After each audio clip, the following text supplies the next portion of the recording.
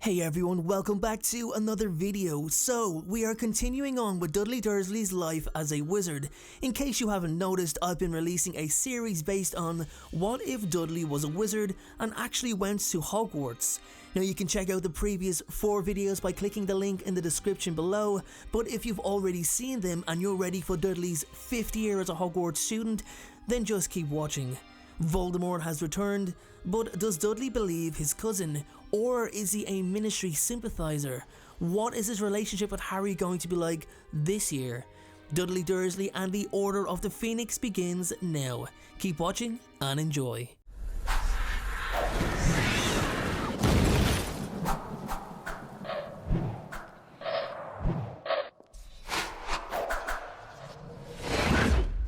Guys, before we start, I'd like to talk about today's sponsor, Surfshark.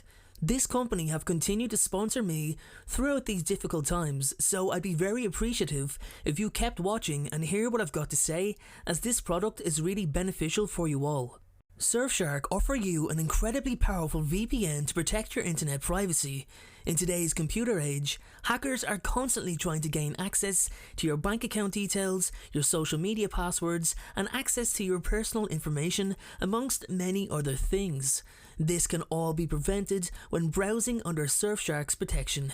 Not only does it protect your privacy, it also offers you a lot more. Different countries have different viewing restrictions on what content can be viewed.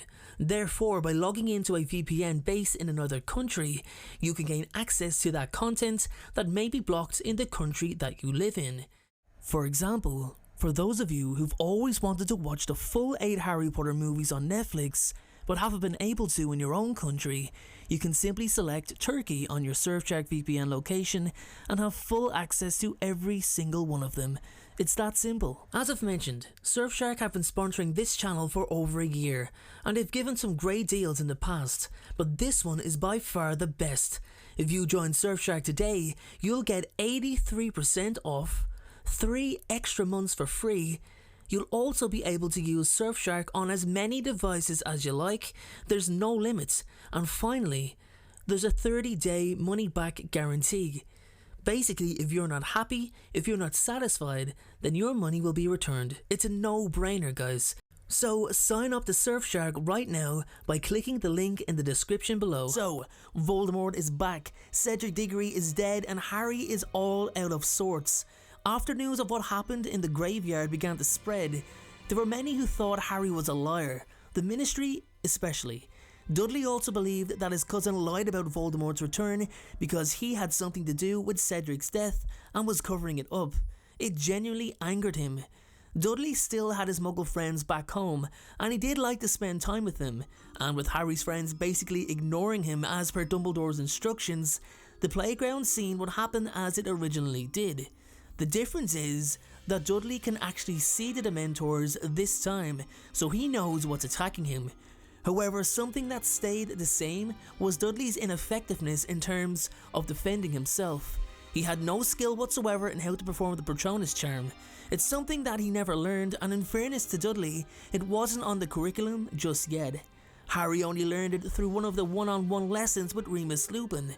So Harry saves Dudley, which is becoming somewhat of a trend at this point, and the two make their way back to Privet Drive.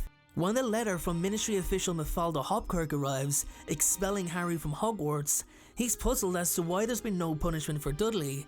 He was there too, and did actually try to fight them off, even though he didn't use his wand. Suddenly, a second letter arrives moments later, which reads as follows. Dear Mr. Dursley, the Ministry has received intelligence that your location was pinpointed to be in the direct vicinity of a Mr. Harry Potter, who produced underage magic in a Muggle area. As there is no trace of magic from your wand at that particular time, the Ministry will not take action, but we must warn you not to associate with such activities in your future endeavours, as it may harm your credibility going forward. Hoping you are well, Mafalda Hopkirk. Dudley puts the letter down and says, So, that means I'm still allowed at Hogwarts then? Harry can't believe the injustice that's just happened. He saved Dudley's life but gets punished for it. He asks his cousin to testify on his behalf when his appeal hearing is granted.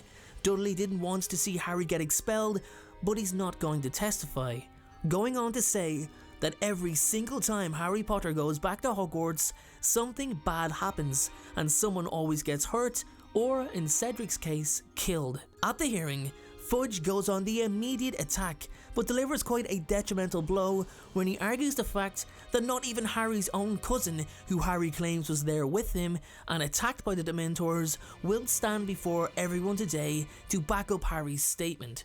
The boy argues that Dudley also received a warning letter, to which Fudge interrupts, telling Harry that the letter said in the vicinity of Harry's location, not side by side, and is completely inadmissible. Harry tries to read out the letter, but Fudge loudly speaks over him and says, "Your own cousin, your witness, won't even stand before us all today to clear your name. Must I repeat myself once again, Mr. Potter?" Harry tells Fudge that is because Dudley doesn't want him to go back to Hogwarts, that too many bad things happen when he's there, and then goes on to say Dudley is right to not want to testify, but not because of Harry's apparent guilt. Despite what he said, it still really hampers Harry's testimony, and even Dumbledore's intervention is proving ineffective as the facts just don't add up, despite Harry's continued protest that he's innocent.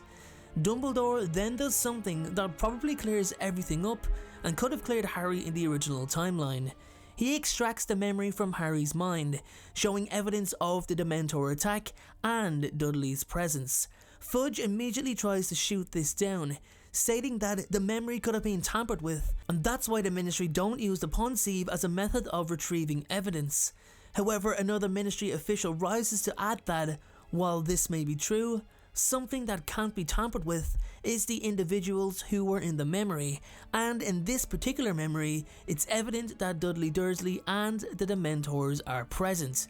Harry Potter was telling the truth. He's cleared of all charges, much to the Minister's dismay. Dudley isn't happy about his cousin's reinstatement either. Despite what they've both been through together over the last 4 years, Dudley is still against Harry. He'll never support him and is convinced, like half of the school and community, that the boy who lived is also the boy who lies. There could be no way that Voldemort is back. Harry is just trying to cash in on his fame once again. The Daily Prophet have been tearing apart Harry's reputation, and Dudley had given several interviews to the paper about life growing up with his cousin, how Harry always thought he was better than everyone. He also agreed with the claims that Harry was lying about Voldemort's return. Because of his interviews and loud mouth, Dudley begins to get a lot more attention around the school. People want to know more about Harry's past, and Dudley gladly tells them, obviously exaggerating everything to his favour. He also thought that Albus Dumbledore was past his best years and no longer fit to look after the school. It was clear to him that the headmaster was favouring Harry and always had been. He relished the appointment of Dolores Umbridge and believed it was about time there was more structure in Hogwarts. He laughs when Dolores scolds Harry for his claims that Voldemort had returned and tells Harry that apparently he's gotten what he deserved when he notices Harry's hand. He's enjoying life under Umbridge because she kept everyone under close control, especially as she continues to introduce her educational decrees. As Harry forms Dumbledore's army to actually practice and teach defensive magic, he's very untrusting of Dudley, especially after so much betrayal from his cousin over the years. This year in particular, with the public smearing, so he refrains from including Dudley in the army. Dudley would have most likely reported it to Umbridge anyway. However, he can't seem to figure out what Harry was up to when he disappeared for hours on end. He ends up joining the Inquisitorial squad anyway, which doesn't surprise Harry. Umbridge keeps him close, due to his relationship with his cousin, although it's not going to make much of a difference as he'd basically burned his bridges with Harry. The only advantage Dudley has is that he shares a common room with him, so he can track Harry from the off. Draco reluctantly teams up with Dudley, and together they begin closely investigating every student that's closely associated with Harry, starting with the Gryffindors who disappeared from the common room after classes had finished. It wasn't long before they tracked them to the same location, except every student they followed seemed to walk through a door that disappeared after them, frustrating the two boys time and time again. Finally, they inform Umbridge and are present when she blows a massive hole through the wall of the Room of Requirement. They're also witness to Umbridge attempting to use the Cruciatus curse on Harry in order to get the information she wanted. This was a turning point for Dudley, for despite his onslaught and onpour of misery towards Harry, he did not want to see him be tortured and put in harm's way. His stomach churned when Umbridge raised her wand to his cousin. After everything, after nearly having his life drained, after witnessing Remus Lupin transform into a werewolf, after seeing Cedric Diggory's dead body, and after refusing to testify and help his cousin, this was the moment that finally made him switch on. Dudley quite innocently says, "But you're a teacher. You're not supposed to hurt students. I don't understand." To which Umbridge replies her memorable line, "What Cornelius doesn't know won't hurt him." While Harry and Hermione take Umbridge to the forest, Dudley finds out from Neville that they are going to the Ministry to help Sirius. It's at this moment that he realises and accepts that Voldemort may well truly be back. The thing with Dudley is, he knows when he's useful and when he's not. He can barely fly a broom, and actually has no idea how to get to the Ministry. He eagerly waits at Hogwarts as things went down as they did in the original timeline. There just wasn't a justifiable cause to have Dudley at the Ministry anyway. After he becomes aware of what truly happened with Voldemort's return, and how close Harry came to death in addition to what Dumbledore had done to protect him, Dudley finally changes his act and his attitude towards his cousin. He's also saddened over the death of Sirius Black, as he knows how much he meant to Harry. He boards the Hogwarts Express with Harry at the end of the year. And with that being said, everyone, that is Dudley's 5th year done and dusted. It took him 5 years, but his attitude has finally changed towards Harry. Make sure to look out for year 6, Dudley Dursley and the Half-Blood Prince, coming in the next couple of days. Thank you so much for watching, guys, and I will see you all in the very next video.